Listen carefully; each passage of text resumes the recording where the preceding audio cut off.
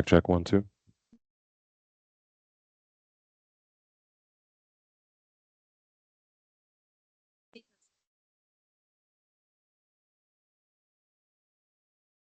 I'll just look at that Yeah. one. Okay. And here, I'll get us started and then, okay, so now all we see, oh, no, we see both now. Thank goodness. Yay, everything's from, thank you. Hello, everyone, and welcome to K-pop Demon Hunters Myth Meets Modern Korean Culture by Professor Choi who is a senior lecturer of Korean from UTA. We're going to have a full introduction, though, from our History Club presidents. I'm Dr. Chloe Northrup, and I organized this event. We have a small but mighty crowd in here, but we have so many people on our live stream right now. So welcome to our live stream. We're really excited for you to be here. And I want to introduce now our two History Club presidents from the Connect campus, Madison and Celine from Trinity River. And we will put something in the chat. And if you are interested in being part of our History Club and joining some awesome field trips and events, please join in the link that I'll be posting in the chat. So come on up and we will get a full introduction about today's event from our two History Club presidents.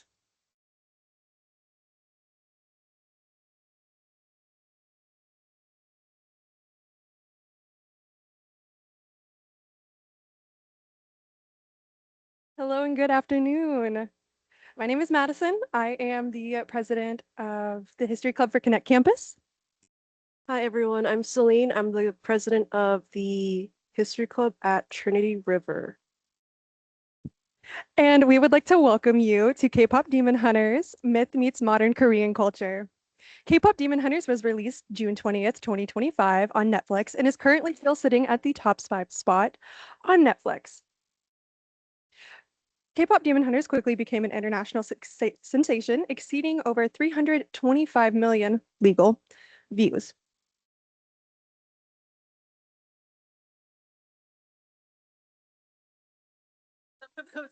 Yes, she's contributed quite a lot. I think in this past week, we watched it maybe 10 times.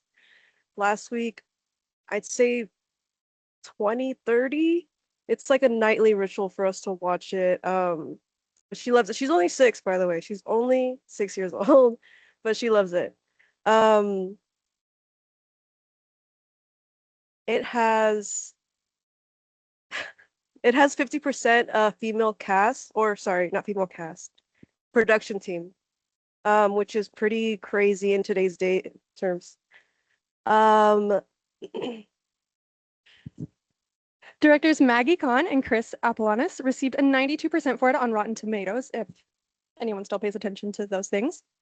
With 4 fit songs on the billboards charting the top 10s, Golden, Soda Pop, How It's Done, and Your Idol. The song Soda Pop was the first song by a male Korean K-pop idol band to chart the Billboard Top 100s, debuting at the number 10 spot on the Billboard 100s and even climbing to the Billboard Global 200s at number 3 and reaching the top 10 in at least 18 countries. That's pretty impressive if you ask me.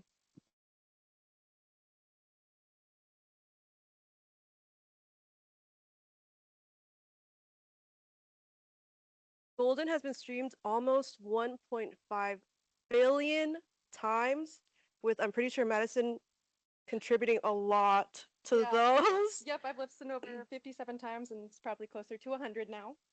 And then by the end of the year, it reached 2.43 billion streams. It ranked number 2 in global streams for 2025 behind Lady Gaga and Bruno Mars' Die with a Smile.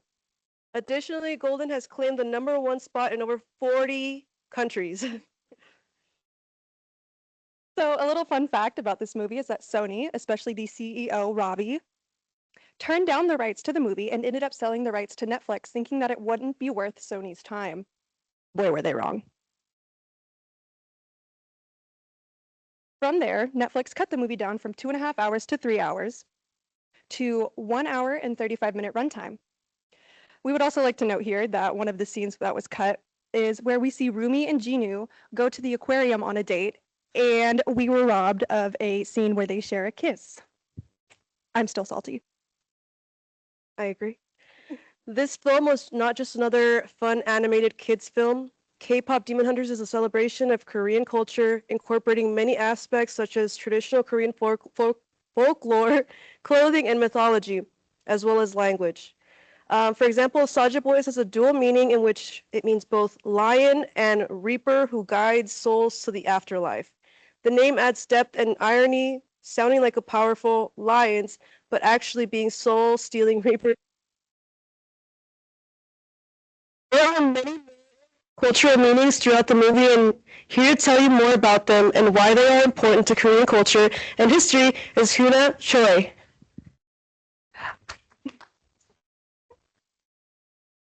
Thank you. Thank you. Thank you so much. Hello, everyone. My name is Hyuna Choi. I'm from UTA. I teach Korean language and culture at the University of Texas at Arlington. I am honored to be here at TCC. Thank you so much for inviting me, Dr. Northrop and TCC. You guys have a beautiful campus. Yeah, and these lovely two ladies already explained about K-pop Demon Hunters film really well. So I think I can go home now. However, today, hopefully my session will be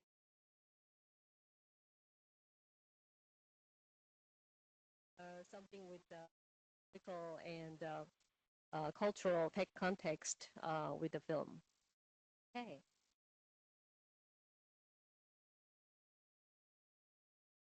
Today's lecture objectives, I have three for you. So through K-pop Demon Hunters film phenomenon, first we want to have a look at exploring the historical and cultural roots of Korea.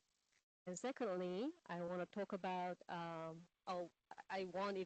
we want deepen our understanding the global influence of the Korean wave, which is called Hallyu. Also, lastly, let's reframe the K-culture as creative collaboration and soft power. So, any of you guys watched the K-pop Demon Hunters yet? Right. How many of you guys watched more than 3 times? Okay, you guys are legit fans, right? Okay, so some of my Korean language students at UTA also love this film, and the main character, right? Technically, right? So many beautiful characters are presented, demonstrated in this film, but obviously, your girl group, Huntrix, right? In the middle, we have Rumi and the Mira to the right there, and the Zoe to the left. So these three girls, obviously, very, very unconventionally having the girl power in the center of the movie. Their role in the film is basically fighting demons. Okay, right. So they do not just only fight physically with demons. Their main goal on the stage is try to get rid of the evil spirit with their singing and dancing. Their performance and their love and support from the fan group function as the. So here's my overview for the lecture today. First, we're going to have a look at Korean mythology in fantasy. I put some Korean letters for you into your pictures. And secondly, we're going to have a look at fantasy features meet Korean tradition. And thirdly, we're going to have a look at K-pop global Korean mythology in fantasy. So K-pop Demon Hunters basically is a fantasy film, as we know, right? Animated film. But you can actually dig up a lot of mythological features. So, like I said, the trio girl is powered by their singing and dancing on the stage. Get off the side. So we can think about definitely the motive is coming from the Korean folklore shamanism. So shamanism is the oldest Korean ideology and permeates many aspects of Korean traditional culture and normal people's lives until still the modern times. This shaman you can see on the right bottom, the lady who's wearing the red and white hanbok, she's doing the good ritual and she's a shaman. So shaman's role, basically religion, shamanism is a religion in which humans request the help of the spirit through the mediation through shaman. So we call that ritual gut in Korean, and gut is the act and the setting of the shaman connecting humans and spirit. Uh, I also have the two images up to the right and the bottom one. You can definitely talk about the demon side and the features of where the characters are coming from. So historically, I would say probably the directors got inspired from Dokkaebi. Dokkaebi is the Korean mythical creatures. So they are technically very different from the demons, but they are nature spirits with the powers. So in the folk tales and folktelling, storytelling, book little growing up, uh, or scared by parents scaring us with something wrong, and Dokkaebi will come and get you at night. So Dokkaebi is known as a Korean ogres, and they sometimes trick people or help human being as well. So especially the one at the bottom one, that is the brick you can find in the old historical building. So Dokkaebi's image on the brick. We cannot miss about the home moon, right? So what is home moon? Hon is soul, literally, and moon is a Korean word for gate. So this home moon is a very, very important icon for the movie. It's a magical shield in the K-pop demon hunters protecting humans from demons. So this concept is fictional and you cannot find it in any history context. It's created by the directors for the movie.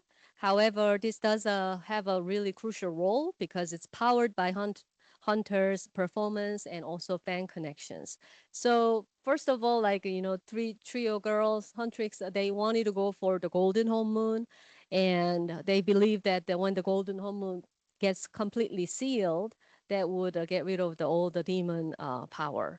However, as you can see, the rainbow home moon comes later. If you watch the film, the home moon's function gets changed. The top picture over there is the Korean peninsula, how the geography looks like. And new trio, interesting part is new trio of the hunters chosen each generation to maintain this. The other characters, antagonist of the trio girls, Huntrix, who are they? Saja boys, right? So Saja in Korean literally means lion. However, it also has a synonym as a messenger as well. So Saja boys, we can interpret it as the Korean history 저승 사자. This is also the mythology we can find out in history. 저 means the first letter. Right here, let me use the pointer. So I don't know if you can see 저, that letter, it means over there. And 승, the next character, is coming from 생, which means life. And 사자, like I said, it could be lion or messenger. Here in context, you have to interpret it as that life. Over that life, the messenger, which means afterlife messenger, or you can see it as a Korean Grim Reaper. So 저승사자 is always in human form and is personified wearing a black hanbok. I am not wearing my traditional Korean hanbok today, but yeah, we have the traditional clothing. But it has 저승사자 has to wear only black, including the Korean black hat called gat. So up top there, I got the image for you. So Western Grim Reaper versus Korean 저승사자, and the famous Saja boys are doing their Your Idol, right? The song on the stage. So why is it important to think about the historical side of the home moon and what is the function of it? Home moon basically has the 벽사, which is getting against of the evil word off from the goodness. So Korean in history, we do have the 문배도. 문배 is the custom of the hanging pictures on Lunar New Year's Day, which we call it 설날. On the main gate of the palace, that's the king's palace here, to drive off evil spirits and attract the good luck. So it has the two roles of the 벽사 and 길상, get rid of the evil spirit and bringing the good luck for the whole year. So Mumbedo is actual painting that you can use it at the gate of the king's palace. So uh, this is the modern times how the Gyeongbokgung, one of the old palaces in Seoul, they do have the Mumbedo remade, and we can see it in the history back in 1882, the last empire, the Joseon dynasty.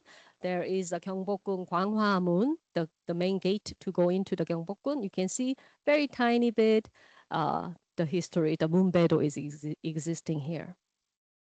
That concept comes from the Choyongga, which is Choyong is a very famous mask later on. That's also the mythology story from the United Shilla. So basically, Choyong came home.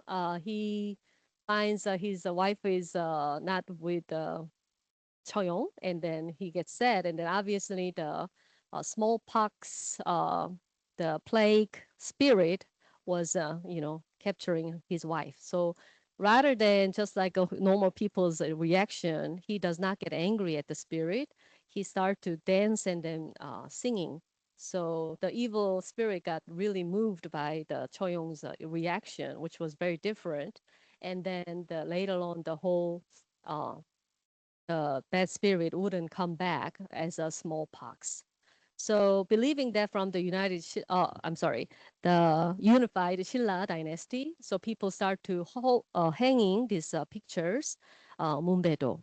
Also, we can see it in the Korean history, one of the old building out at the corner of the building, Gwimyeonwa, which means Gwimyeonwa. This is kind of a very evil looking face of the brick decoration, which we mean we wanted to have the bad spirit on top of it and then ward off the evil spirit. You can see other Mumbedo, very famous one, which is a Yongho Mumbedo. So Yong means dragon right here, and Ho means tiger. And this, by having two symbolic and very powerful animals, they believed in back in 18th, 19th centuries in Korean history. They bring the good luck to the homes and also ward off the bad spirit.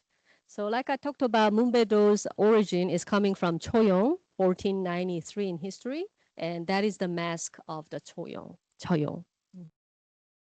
Does it look scary enough? Yeah?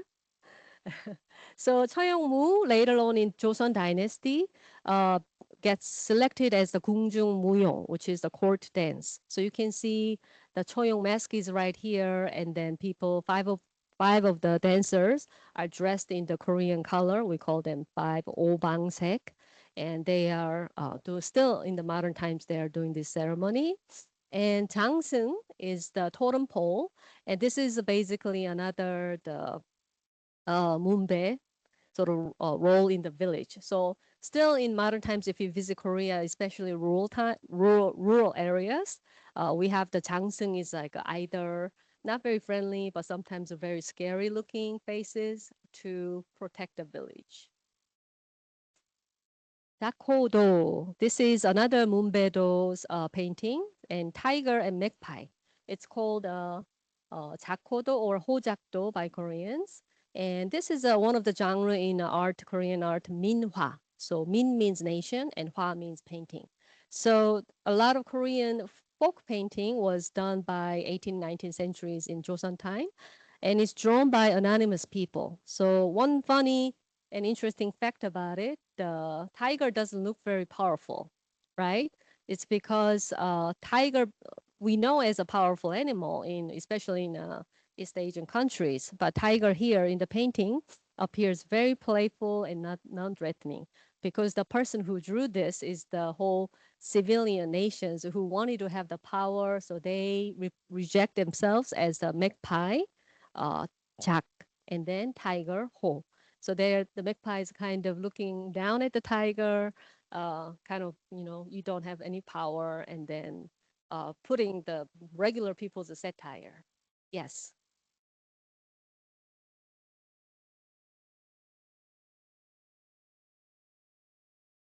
Yes, yes, that's a really, really good point. How did you read my mind? You're genius. Because I have the right after. I have the, yeah, horangi, the derpy, and the sasi. Yeah. Thank you. You're the true fan of the K-pop Demon Hunters. All right. All right. Good recognition. Thank you.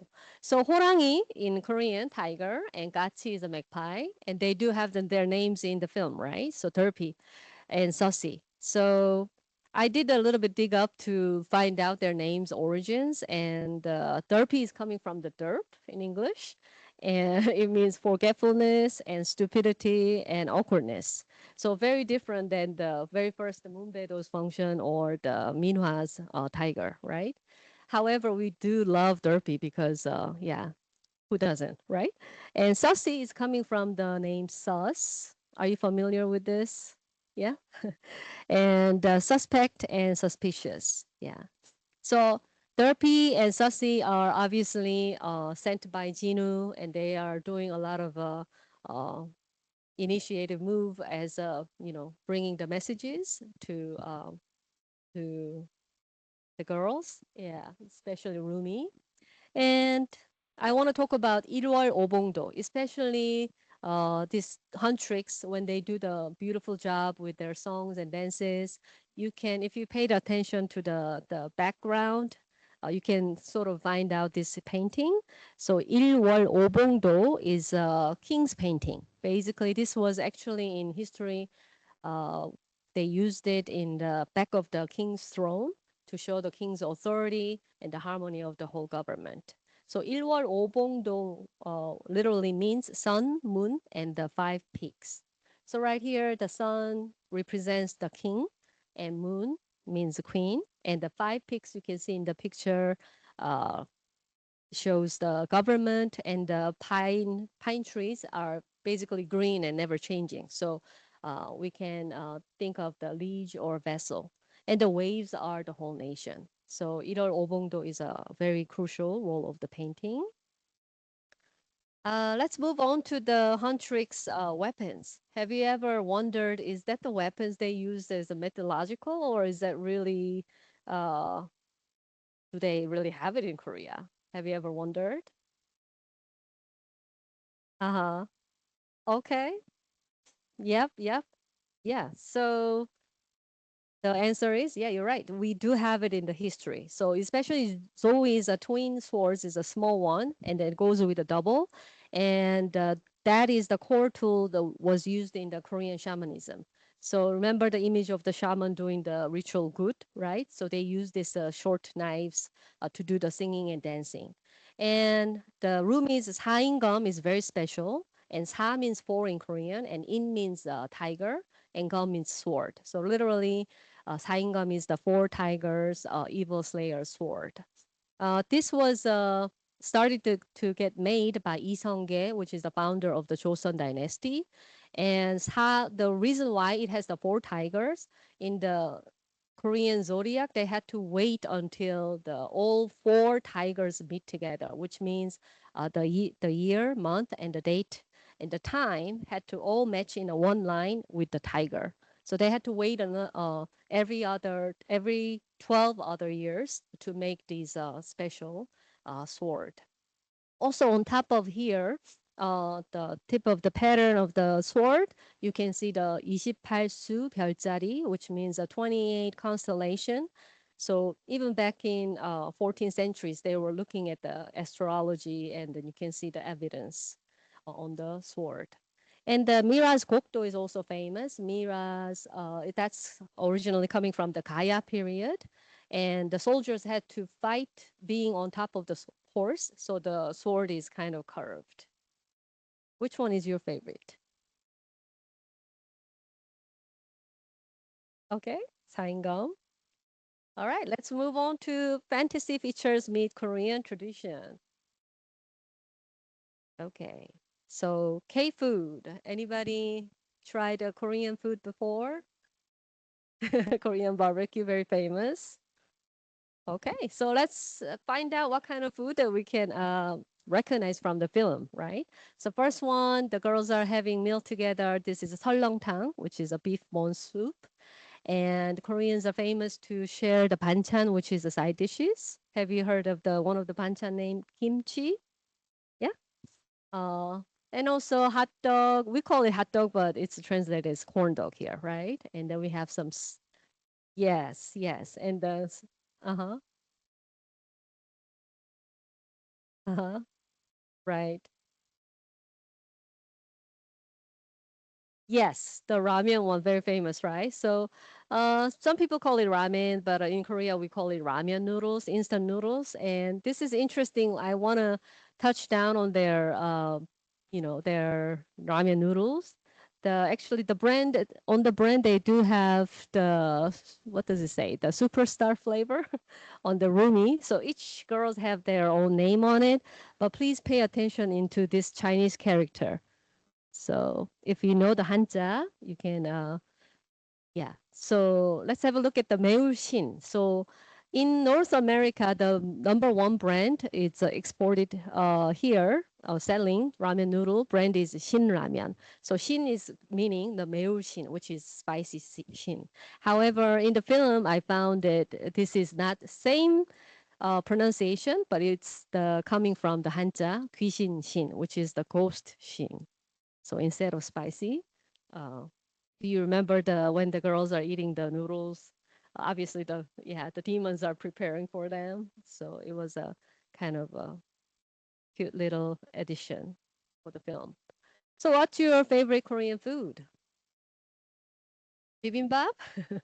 I earlier talked about the obangsek, 5 different Korean traditional color, and you can find it on the bibimbap, which is rice, steamed rice with lots of different sauteed vegetable. And we use the gochujang, which is a spicy sauce together and mix it. And we have the number one Koreans love for dining out, which is called samgyeopsal, pork belly. So you know it as a Korean barbecue, right? We do have more than the pork and the beef and chicken and bulgogi. Yes. So yeah, bulgogi is actually very famous too. And we have famous fried chicken is not from Korea, but we made it famous. Double frying, right? And also the sauce can be quite spicy. And also samgyetang, another chicken dish. This is samgyetang. So we basically put a lot of different ingredients to make the chicken soup. And this one onto the left top image, that dish is called 부대찌개. 부대 means army, and 찌개 means stew. So that has a little bit of a historic side after Korean War happened. Lots of army bases, because we didn't have enough food after the war. They had to put a lot of cans, leftover cans, and it became the army stew. Koreans' unique eating custom. Let's have a look. Unlike American dishes, we do not have different items for breakfast, lunch, dinner. So basically, every meal looks like this. And we do have the shared banchan, which is in the middle. Banchan means side dishes. And we have jjigae. You can add definitely the hot pot. And also you have your own rice and soup.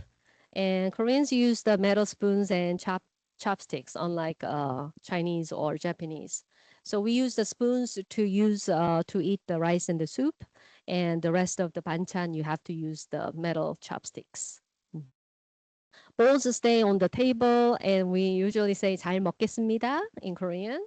I will eat well, which means thank you for the food, whoever made it for you, and 잘 먹었습니다, literally meaning I ate well. So Koreans are very polite. Another image for the decoration that I noticed the girls are on the regular clothing, they are wearing the norige around their waist. That comes from the Korean tassel ornament, and this is the image by the K-pop Demon Hunters designer Unicho. And this beautifully made norige, you can notice it. The main function is historically for attire, Korean attire, hanbok. We use it as the ornaments. So you can have many multiple different looks of the norige. And you can see up top here before the tassel part, basically the threads are very uniquely tied together, right? So that's a Korean tradition, one of the crafts. It's called medip. So medip is a Korean traditional art of decorative knotting. It existed since Three Kingdoms period, and it shows elegance and beauty. and has more than 30 different type of the basic top types of knots. But Jinu and Rumi, when they met together, I remember in the film, the Mrs. Ajumani gives out the bracelet, and it had the Medip image on it. So I was wondering, maybe that's tying together could be the symbolic icon for inyan, which we call it meant to be. This is some of the images of the hanbok. So the left image, the four people here, they are dressed very fancily. That is the royal family, king and queen's hanbok. And we have the children's hanbok illustration right here. And to the right image, you can see the newlyweds hanbok.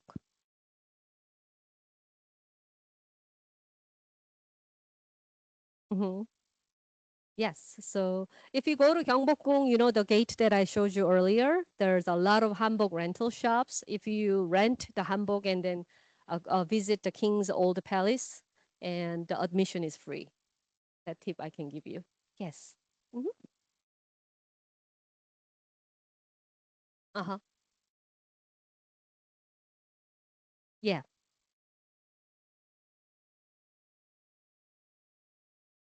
Mm-hmm. Mm-hmm. Hmm.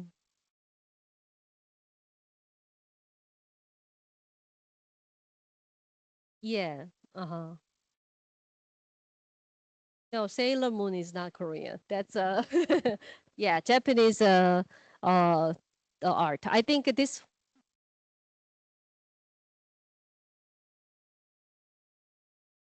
uh-huh. Do you see the similar image of that?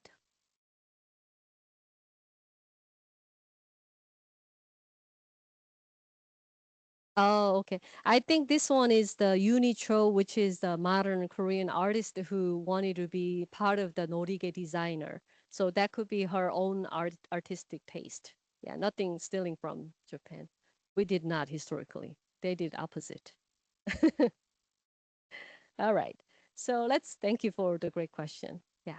Wow, that's a really good detail. Yeah, I didn't even think of that.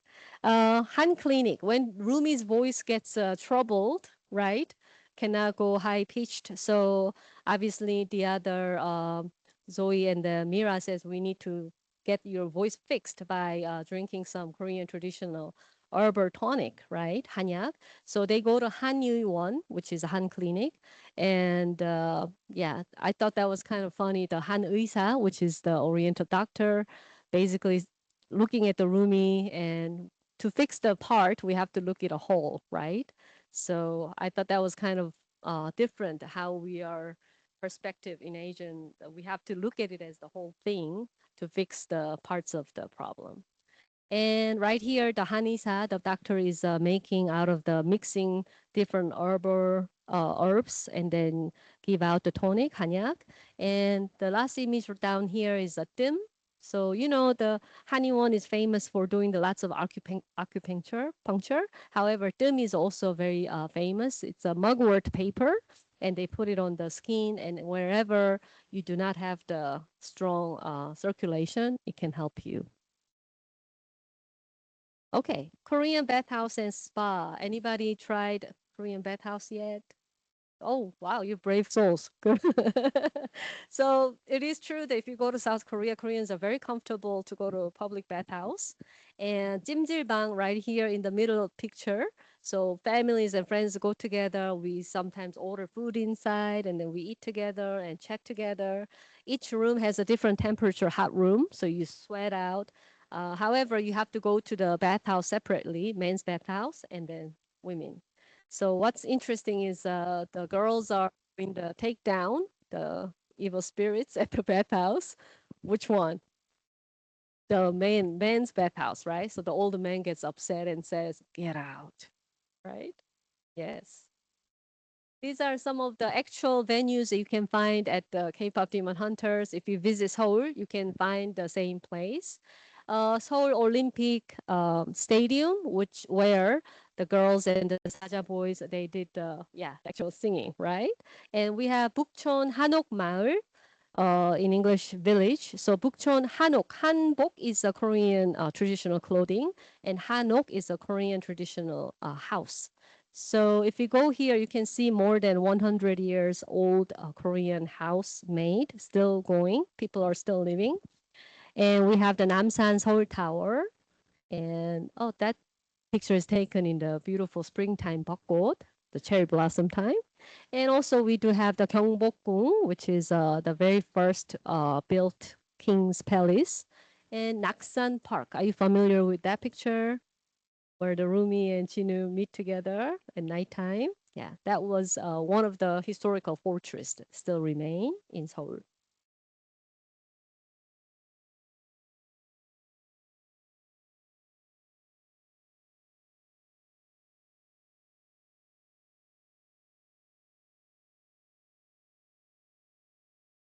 That's a good question, but I think I need to do some research about it. Yeah.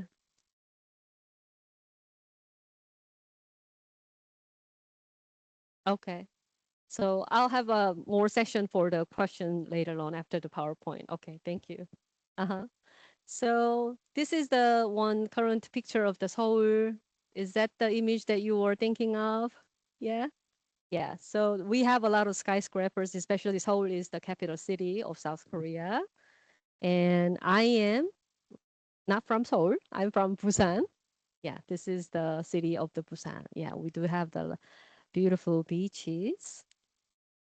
Let's move on to K-pop Demon Hunters film analysis. So a little bit of the touching down the film uh, analysis. I want to point out how this movie is different than traditional other animation or fantasy movies.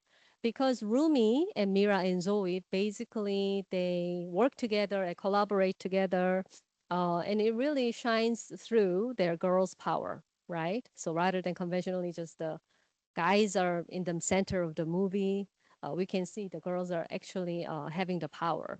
Also, one of the lyrics I interestingly found was the broke into million pieces and beauty in the broken, you can still see the beauty in the broken glass. So that remind me of the one of the beautiful Korean traditional art, which is called the jage or 나전칠기. To build something really beautiful, you have to break down. It's made out of the abalone shell because Korean Peninsula is out of the three, surrounded by three seas. So you have to break down all that abalone seashells to create the beautiful art. So I was thinking about that for a second. And what about the patterns on Rumi and Jinu? So Rumi's lie was kind of forced, right? Remember the Celine, the Rumi's mother's friend was raising her and always saying you have to cover up your patterns. You cannot show it to other people, and she had to believe that. And then also at the same time, she was still being hopeful for Home Moon Sealed. And eventually, towards the end of the film, she accepts who she is and acceptance, and then she comes out. So is the trust is the key for overcoming your own suffering. So while Jinu's life was chosen, it was different, and he remained kind of hopeless, right? However, miraculously, he chooses sacrifice towards the end of the film. Uh, do you think he will come back for the second movie? Maybe you hope so. So, K-pop Demon Hunters reflects real events in modern Korean history through fantasy. Also, the past hand hunters represent times of colonization. We had it in Korean Seoul Memory of the History 1910 to 1945, Japanese rule time. Also, we had a war in 1950, and we had a national division still up to present times between North Korea and South Korea. The war is not over. Also, fighting demons could symbolize both historical suffering and personal struggles. We all struggle with our own pains, right? And also, the past continues to shape identity, strength, and choices of today. The story shows how history is passed down between the generation. So this genre of the film is quite interesting. It's not just animation. It's not just fantasy. So we can see it as very good blend of animation, musical, fantasy, and comedy, right? So it really touches down as a new genre. And the film's core message is that the real strength comes from accepting your own faults and then flaws and the inner scars rather than just striving for perfection. So we can think about how self-acceptance versus the shame and sisterhood and the girl's power and the found family. And we cannot uh, skip the power of the music, of course, and the duality and the hidden identities. So what is your favorite song of the K-pop Demon Hunters? Golden, yeah, me too. So Takedown has a great message as well, but the Golden is about personal growth and self-discovery and overcoming past struggles, right? So they are really hoping the sealing the full moon with the healing music for their fans. Let's move on to K-pop global influence. What is K-pop? So everybody talks about K something these days, right? So K-pop is a Korean pop music. It's a genre from South Korea that combines various music styles like pop, R&B, hip hop, and these days even new groups are like integrating different genres of the music styles, and they captivating visual and synchronized choreography and a strong idol fan club. So that making it a global phenomenon. So it's not just about the song or a label, the coming out, but music, performance, and fan engagement all total art together. Uh, do you know Gangnam Style? Yeah, Oppa Gangnam Style. So that was created by singer Psy back in 2012, right? So Hallyu was kicking in way before. But by last year, December 2025, that video was viewed 5.8 billion times. That's a lot, right? And also a very big company, the record label company like SM, YG, and JYP. We have the also Hype as well. They started their business back in 90s, and you can see how the total revenues increased amazingly, right, over the 30 years. So the K-pop might have the popularity showing a lot more now, but it does have the long history starting. K-pop fandom culture, we cannot miss that. The fandom culture is huge. 덕후 and 덕질, you want to know the terminology. And 덕후 is somebody who is deeply dedicated to the fandom, and 덕질 is the activities. So some of my Korean students, they sometimes come bringing their photo cards of their favorite artists, and sometimes trade them. And they go to concert together. They work really hard to buy the ticket. Yeah, all these activities are called 덕질. So you can say, I am a BTS 덕후 or EXO 덕후 or Pink 덕후, right? And fandom, why does this matter? Because the fandom culture, not just the fans not only enjoy the great music together, but also they find connections together. Especially during the hard time COVID, they still interact each other about talking fans and then how to get involved with the activities, concerts and all that stuff. So you can build friendship and also global community that speaks that the universal language of love for K-pop. Do you recognize any of the K-pop groups here? Yeah. So starting on to the right top here, the three ladies, they are the Kim sisters in history, 1960. And we have HOT and Sateji and Boys and SES. And these three groups, I grew up with that, listening to them. And also we have Blackpink. And do you recognize them? Yeah. BTS, right? Yeah. And also we have NCT and then Stray Kids. So I just learned the one word before preparing this. One of my students taught me the terminology bias. So when they're talking about who's your bias in BTS, that means who's your favorite member, right? This is the picture of the Twice concerts. So they are done with their performance on the stage, and you can see the fans are actually holding the special twice a light stick to support with their fandom culture. And you can see it on the K-pop Demon Hunters. The Huntrix, they have their own light stick with that logo, and also Saja Boy's stick looks very different. It has a lion image you can see. So what makes a K Hallyu? So Han means Korea and Ryu is a wave. So Korean wave, Hallyu, why is it so popular? We talk about K dramas, K films, K pop, K food, K beauty, and K fashion, and K something, probably more, right? And aesthetics and visual aspects are very high, and we strive for good performance. And especially variety of themes are very standing out, and it's attractive, unique, and immersive topics. If you are the K drama fans, do you know Squid Game?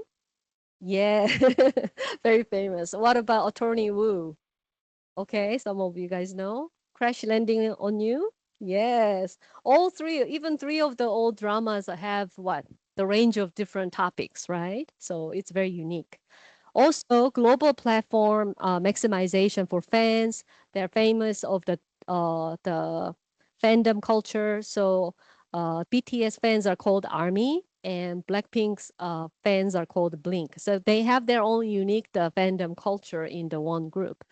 And also, I would say this is my perspective, but I think Koreans have the 열심히 mind. Historically, we were invaded so many times, and still standing as the whole country. And even after 1950, after the wartime, Korean famous war, Korean War, we lost a lot of things. Almost lots of orphanage and lots of buildings gone, families broken. However, in 75 years later, Korea is standing as the world economic power, as the 12th ranking in the world. So we do have the DNA of our ancestors of 열심히 mind, which is a diligence. And when we are creating something, we want to do our best with a high quality. Um, and also culturally flexibility and acceptance in messages. And Koreans are in through the content creating, we are embracing history and tradition into modern culture. And I think the ultimately it's about the universal love and care, right? When you are creating the song and bringing it out to the stage, you want to share something the best with your fans, not just keeping it into your side. So I would say call it 진심, which literally means true, genuine heart. And not only the culturally, it's powerful, and this brings a soft power, which is very much linked into the economic power as well. Do you recognize any of the image? Yeah, the famous Gangnam Style. Yeah, the Psy is right here. And Bong Joon-ho is the director of the Parasite movie, and also Squid Game was a very big hit. And lots of foreigners do visit international travel. The increased a lot for the last, especially after the K-pop Demon Hunters released in last June last year, right? So K-pop Demon Hunters bringing 4.5 trillion won tourism boost. Yeah, that's a lot of money. And in September 2025, more than 50% increase happened in visiting in Seoul Tower. And also July 2025, international arrivals in Seoul went up 1.36 million, which is a 23% up increase compared to the 1 year before. Yeah, that's some big money, right? And also K-pop Demon Hunters became Netflix most watched film, suppressing Squid Game. And as you know, Golden Song is so famous, and it topped the Billboard Hot 100 for 8 weeks. So I got two images here. You can see the lots of merchandise, Nongshim, right? Especially the company Nongshim that makes the snacks and the ramen noodles. They are selling at the Seoul Mart right here. And also recently they did hold the Han River drone light show. And you can see Rumi there, right? Okay. Is there any? I don't think it shows the next slide, does it? Okay, I'm sorry. Okay, so I would like to finish up the lecture with the EJ's quotes. So EJ is the composer who wrote many songs, including Golden. And the fun parts about the EJ is she was a trainee to be a K-pop star for 12 years under SM Company. However, after really hard work training, after 12 years, SM didn't want her to debut on a stage. So she didn't stop there, and she went back to school actually to study how to compose the music. And after that, she recently got through the Golden. She won the award, and she said something like this, and I wanted to share with you. She said, "Rejection is the redirection." Yeah. So sometimes in life, we are not sure the path we are walking is correct, or is this really mine, or is it really me? We sometimes wonder. However, you keep going and you never know until the one time in the future, it might be actually the great assets for really forming who you are. And so so I just want to, whatever you're studying at TCC, I hope that you do not lose hope, and then you accept who you are and keep walking. And one day you'll see the great fruit in your life. Okay. All right. Thank you so much for listening. And I would like to say thank you again to Dr. Northrop, who invited me here. And thank you so much for being here. Thank you, TCC. Try to answer you. Yes.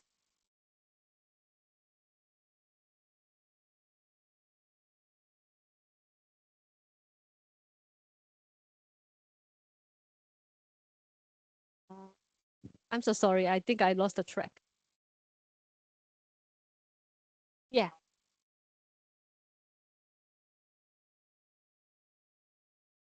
So that more sorry. Thank you. So when you were showing us the pictures of Korean bathhouses, I was thinking like, wow, that's gorgeous, and that got me wondering, is that like the average bathhouse in South Korea? Is that more like a high-end highbrow thing? Has Is it? Oh my God, I'm I'm sorry. so sorry. Yeah, yeah. Well, I like the average bathhouse. I like the average bathhouse in South Korea. I think that's gorgeous. That got me wondering, is that like the average bathhouse in South Korea? Is that more like a high-end highbrow one? That's what I was wondering. So yeah, Oh, that's a very good question. So the one to the left one, the washing off the men's side and the lady side, that most bathhouse look like that. And also the 찜질방, yeah, I didn't pull out necessarily the highest high end because I can afford that going there. Yeah. Uh-huh. But the 찜질방, if you go to South Korea, we have so many of them, and depending on how much you pay, you can. I'm pretty sure, like a hot room, the temperature, the room sizes are different, right? Yeah. But those are the typical images you can see. Thank hi. you. I have a question too. Hi, I'm Chloe. I'm at Connect. I teach history, and I have a question, especially for people from Korea. Do you think a work like K-pop Demon Hunters benefits Korean studies by generating global interest, or do you think it risks simplifying and commercializing really complex traditions? And I think Hmm. you talked about that today. Do you think is it good, or is it maybe in the end, does it simplify things that are far more complex in your opinion? Right.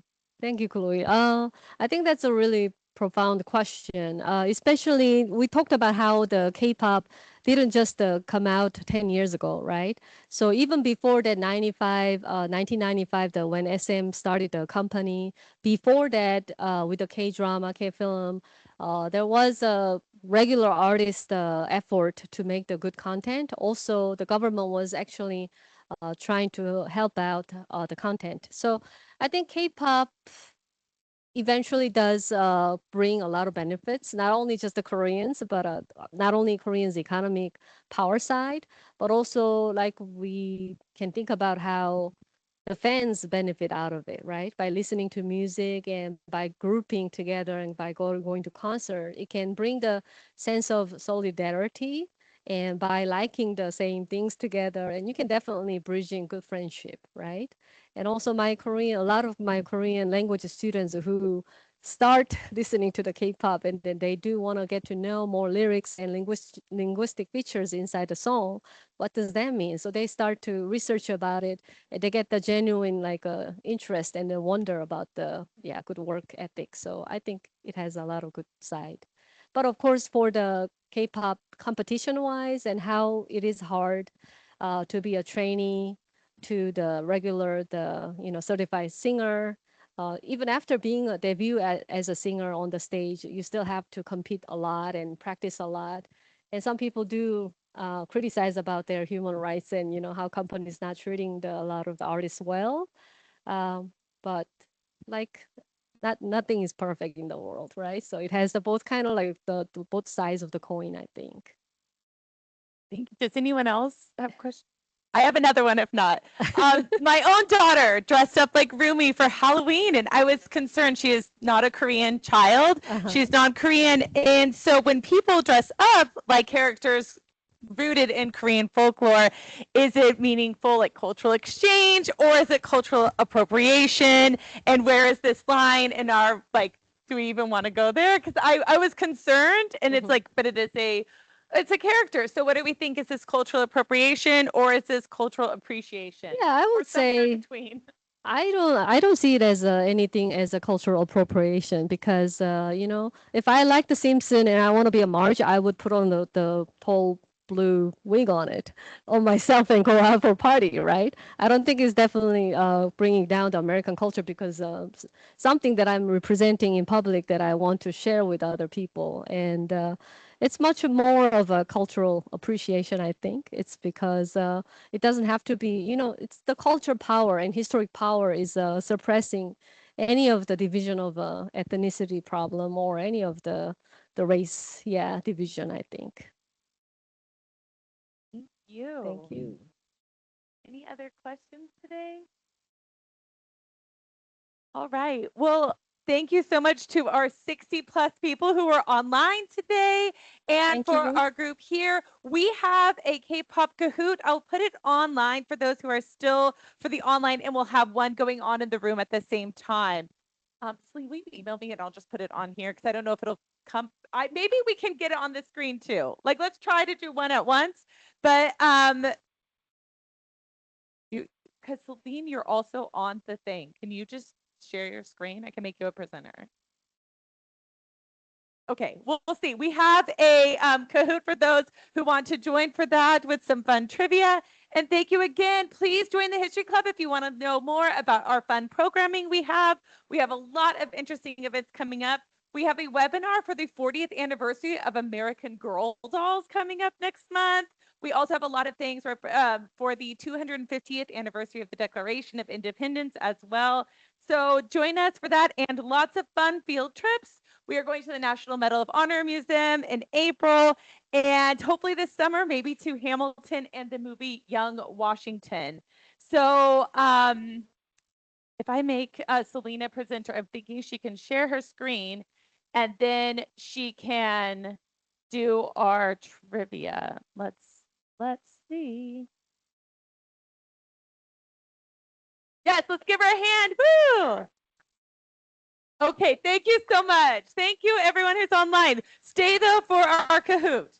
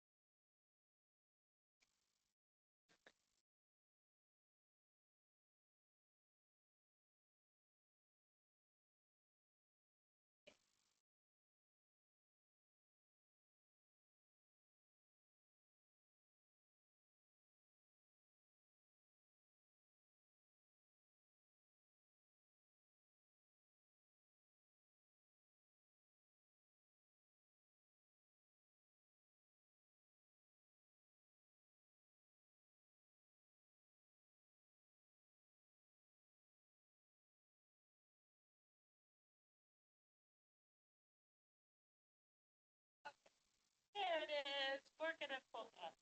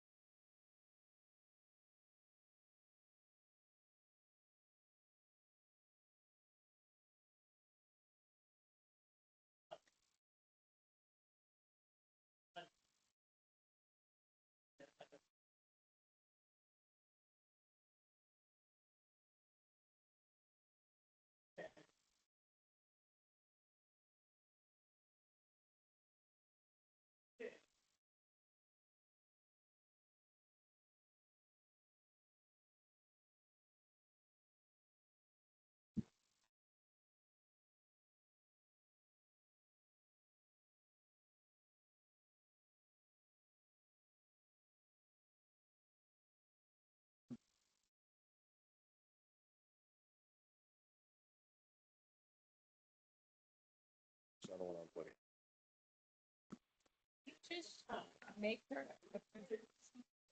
I made her a presenter. So if she just, I think shared, we could put it on the big screen.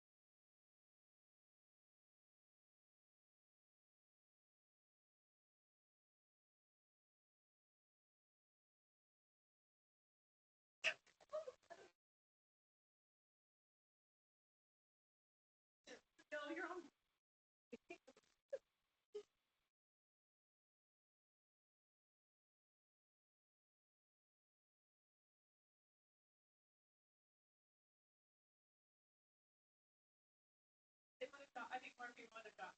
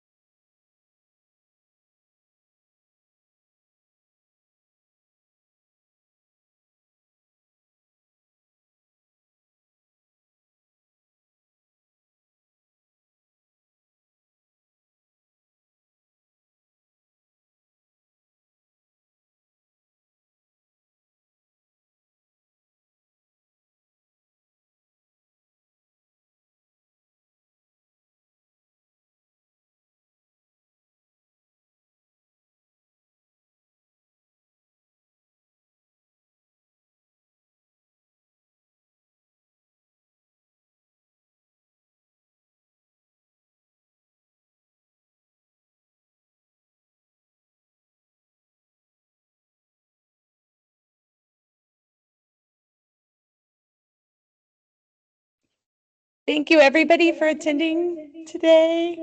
Have a good day, everyone.